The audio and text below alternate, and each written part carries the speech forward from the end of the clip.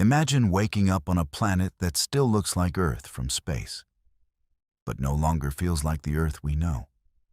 The continents are still there, but their edges have been redrawn. Coastlines have retreated inland. Some of the world's most famous cities no longer exist as cities at all. River deltas are gone. Islands have vanished. Entire low-lying nations are underwater. Ports, beaches, wetlands, estuaries, coastal farms, industrial belts, and millions of homes have been erased by a sea that did not rise in a storm, but simply kept coming and never went back. That is the world people usually imagine when they ask what would happen if all the ice on Earth melted. And in one sense, that image is correct. If all land ice on Earth were to melt, sea level would rise by roughly 66 meters, or about 216 feet.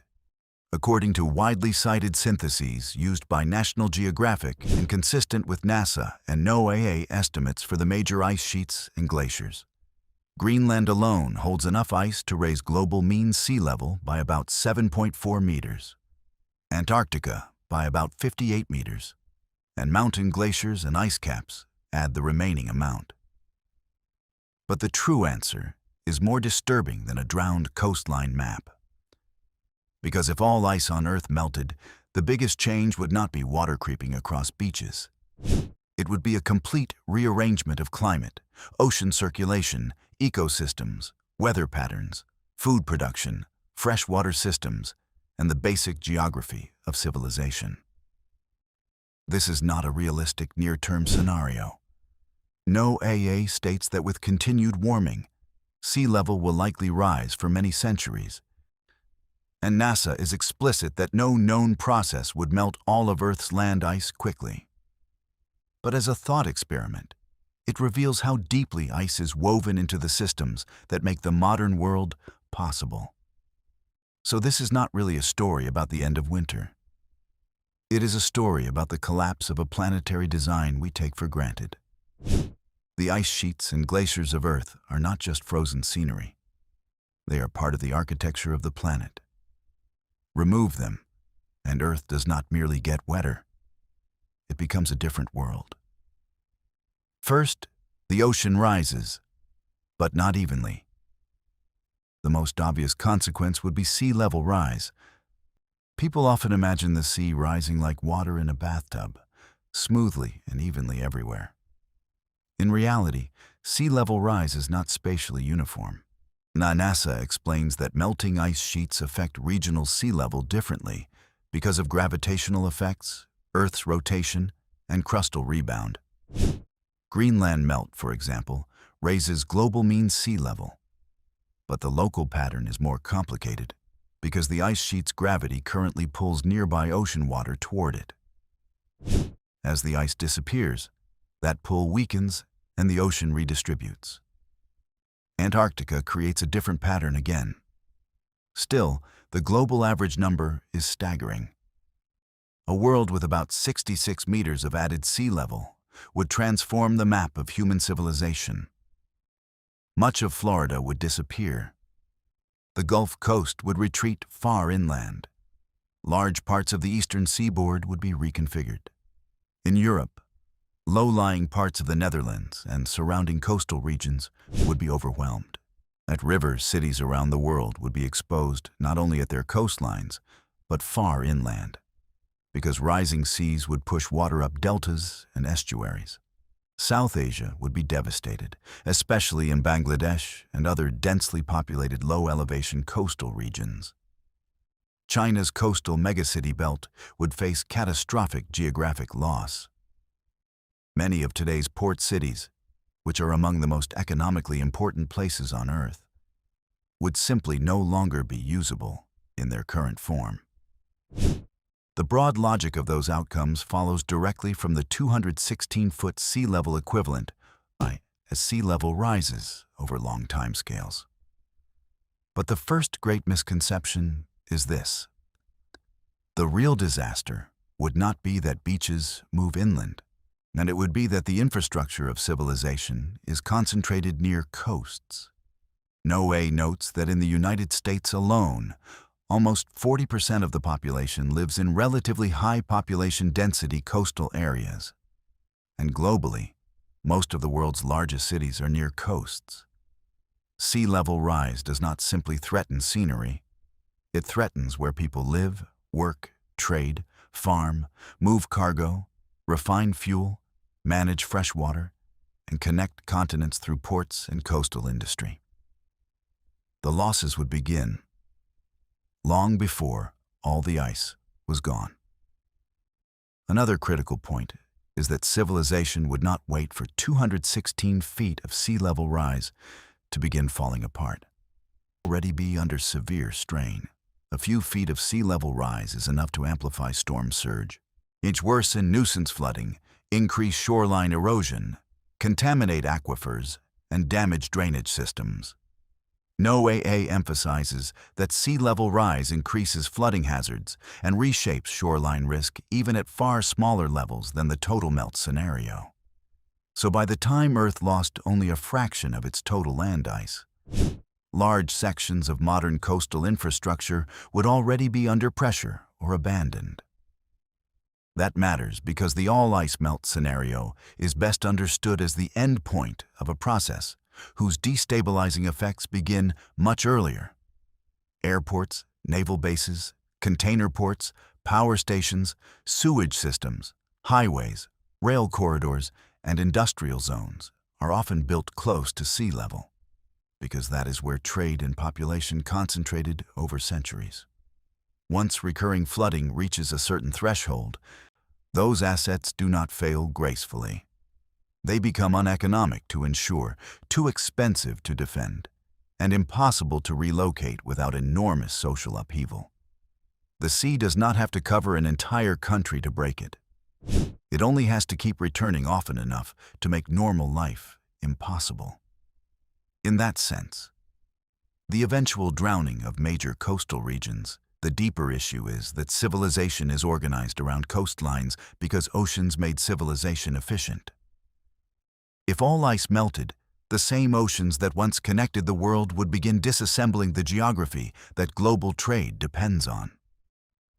Greenland and Antarctica are not just ice. They are climate machines.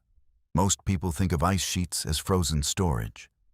NASA describes them more accurately as major Earth system components. Greenland and Antarctica store about 2/3 of Earth's fresh water, and changes in them have global significance far beyond sea level rise alone. Satellite records show both ice sheets are already losing mass, with Greenland and Antarctica together shedding around 420 billion metric tons of ice per year over the 2002 to 2023 period. If all of that ice were gone, it would not simply add water to the ocean.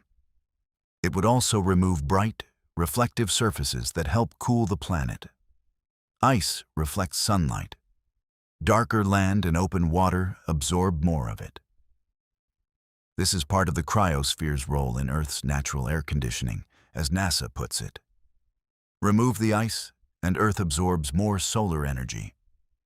That means a planet with no major land ice would likely be warmer in ways that go beyond the melting itself. And it would be a world where one of the climate system's strongest reflective surfaces had been stripped away. This is why the scenario is not merely hydrological. It is thermodynamic. You are not just moving water around. You are changing how the whole planet handles energy. Antarctica and Greenland do not only store frozen freshwater. They help define the planet's albedo, ocean stratification, and atmospheric behavior. Remove them, and Earth loses part of its cooling system. At the same time, it gains enormous volumes of freshwater in the oceans. The ocean circulation could be thrown off balance. One of the least intuitive consequences of total ice melt involves ocean circulation. The ocean is not a static body of water. It is a global conveyor of heat, salt, carbon, and nutrients. Our large additions of freshwater from melting ice can disrupt circulation by reducing salinity and density in key regions, especially in the North Atlantic and polar seas, where cold, salty water normally sinks and helps drive global overturning circulation. NOAA notes that changes in ice and freshwater conditions can disrupt normal ocean circulation and thereby alter global climate. This means an all-ice melt Earth would not simply become uniformly warmer everywhere in a smooth and simple way. Some regions could see major shifts in rainfall, storm tracks, and seasonal temperatures because ocean heat transport would change. The Atlantic meridional overturning circulation, often simplified in popular culture as part of the Gulf Stream system, depends on density-driven processes that are sensitive to freshwater input. A sufficiently altered circulation would affect weather across Europe, North America, Africa, and beyond. The result could be an Earth that is globally hotter overall, but regionally far less predictable. That kind of disruption would ripple through agriculture and ecosystems. Crops are not grown under global average temperature. They are grown under local rainfall patterns, seasonal timing, soil moisture, and temperature extremes. So a changed ocean circulation would not just alter the sea. It would alter where food can still be grown reliably. Freshwater would become a central crisis. This sounds paradoxical, but a world where all ice melted could become a harder world for freshwater in many regions. Much of Earth's land ice exists not only in the Greenland and Antarctic ice sheets, but also in mountain glaciers that feed rivers seasonally. NASA notes that most of Earth's freshwater is stored in snow and ice. In many mountain systems, glaciers function as long-term reservoirs, releasing meltwater gradually into rivers that support cities, farms, and ecosystems. If those glaciers vanished, river systems that currently rely on seasonal melt would become more erratic. Some would initially surge as melting accelerated, but over longer timescales, many would lose a stabilizing source of dry season flow. That means the all-ice melt world would not only have too much saltwater at the coasts, it could also have less reliable freshwater inland. Glacier-fed river basins support hundreds of millions of people around the world. Once that stored ice is gone, the buffering effect disappears. Water supply becomes more dependent on rainfall variability alone. And rainfall itself would likely be altered by the climate changes already underway. The result is a planet that is simultaneously flooded in some places and thirstier in others. This is one of the great hidden consequences of the scenario. When people imagine melted ice, they imagine ocean expansion. They do not imagine mountain water towers disappearing. But for many societies, that would be one of the first life-altering shocks. The cities that defined modern civilization would be rewritten. By the time sea level had risen tens of meters, the geography of civilization would be almost unrecognizable. This is not speculation in the abstract. It follows directly from elevation. Coastal megacities exist where they do because flat, navigable, on low-elevation coasts favored ports, trade, finance, and industrial growth. A 66-meter sea level rise would erase or radically transform many of those regions. The details differ by coast, but the pattern is universal. Deltas drown, bays enlarge, estuaries migrate inland, and present shorelines become historical artifacts. In the United States, Florida would be one of the most visibly transformed regions because of its low relief. The Gulf Coast would retreat inland. Large parts of the Atlantic seaboard would lose huge areas of developed land.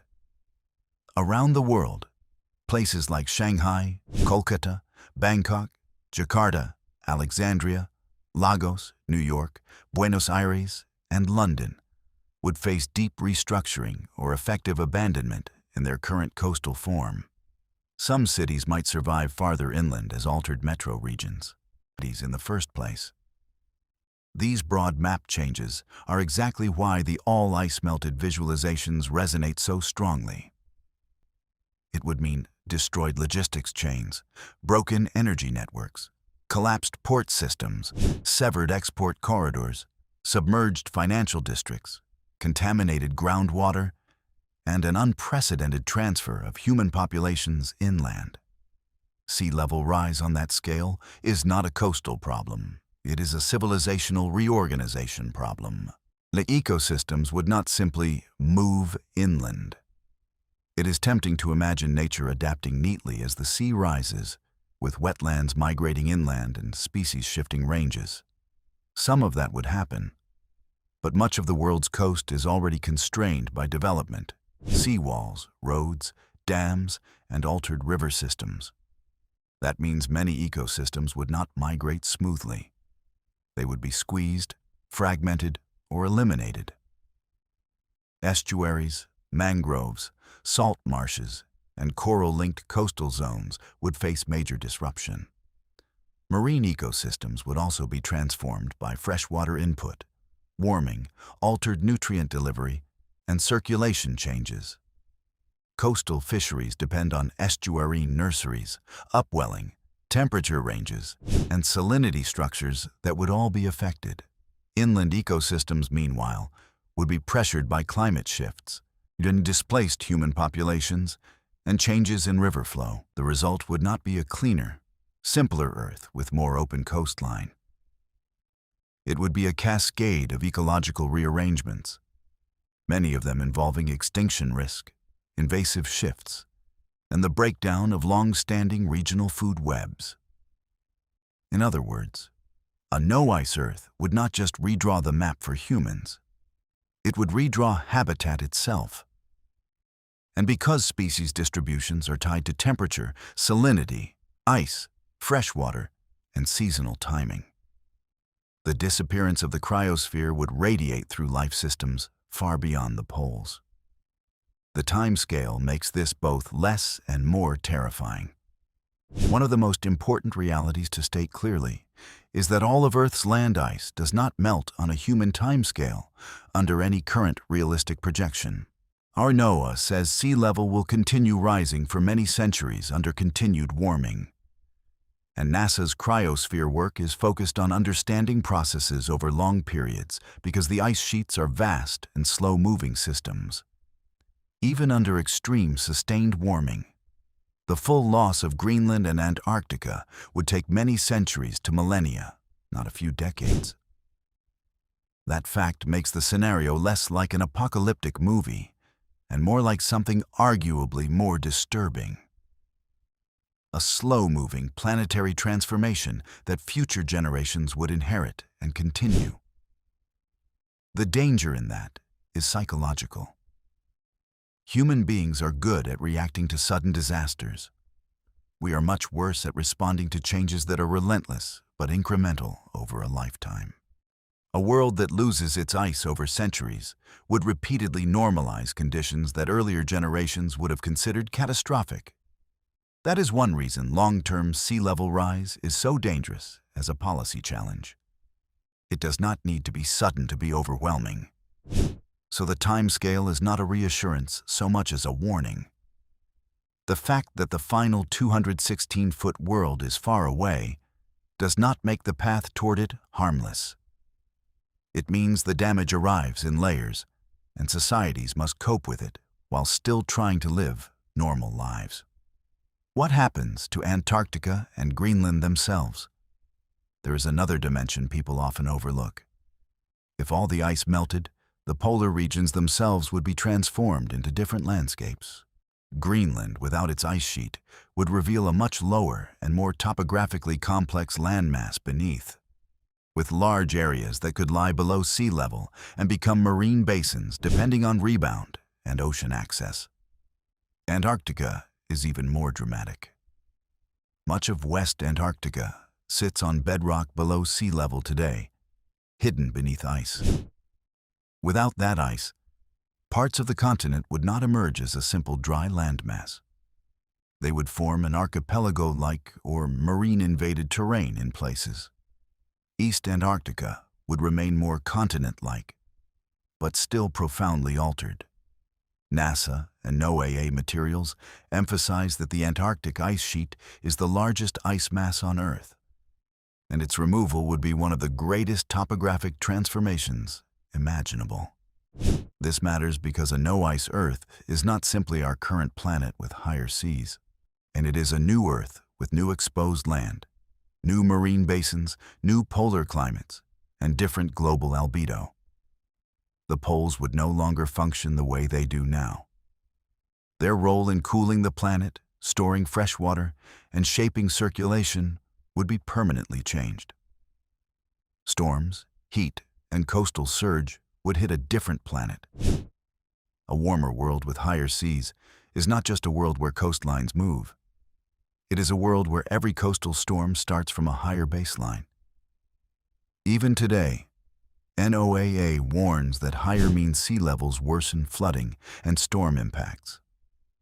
Add tens of meters of sea level rise, and coastal storm surge becomes devastating in regions that still remain inhabited near the new shorelines.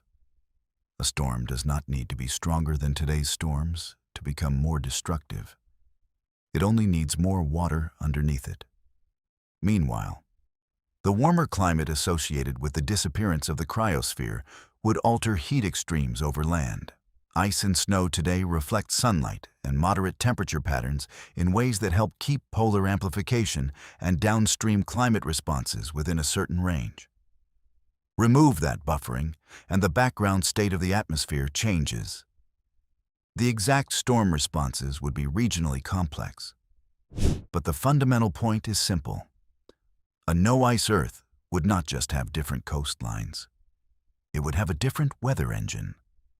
That means the survivors of this transformed geography would not merely relocate inland and continue life as usual. Would Earth still be habitable? Yes, but not for the civilization we built for the Holocene world. That distinction matters. Earth has been warmer before. Sea levels have been higher before. The planet itself would not die if all land ice melted. Life would continue. Oceans would remain. Continents would remain. New ecosystems would emerge. Some regions might even become newly habitable in the far north or south compared with today. But a habitable planet is not the same thing as a habitable civilization. Modern civilization developed during a relatively stable climatic period with coastlines, freshwater systems, and seasonal patterns that stayed within a range agriculture and infrastructure could exploit. A no-ice Earth would still support life, but it would no longer support the old assumptions under which our cities, borders, supply chains, and food systems were built. The planet would survive. The map of human order might not. So what would happen if all ice on Earth melted? The seas would rise about 216 feet on average. Greenland and Antarctica would vanish as ice sheet worlds and become new landscapes. Coastlines would retreat across continents. Port cities would drown. River deltas would collapse into the sea. The planet would lose some of its brightest reflective surfaces and absorb more heat. Glacier-fed freshwater systems would fail in many places. Weather, ecosystems, food systems, and human geography would all be forced into a new configuration. But the deepest answer is this. If all the ice on Earth melted, we would discover that ice was never just frozen water. It was one of the hidden frameworks of the modern planet. It shaped sea level, cooled the atmosphere, stabilized rivers, reflected sunlight, and stored the freshwater history of Earth in white silence at the poles and in the mountains. Remove it, and Earth does not merely become warmer. It becomes less like the world that allowed our civilization to rise in the first place. And that is why this scenario feels so unsettling. Because beneath the image of drowned skylines is a more profound truth. The ice on Earth is part of the machinery of stability. If that machinery were gone, the planet would go on. But the world we recognize would not.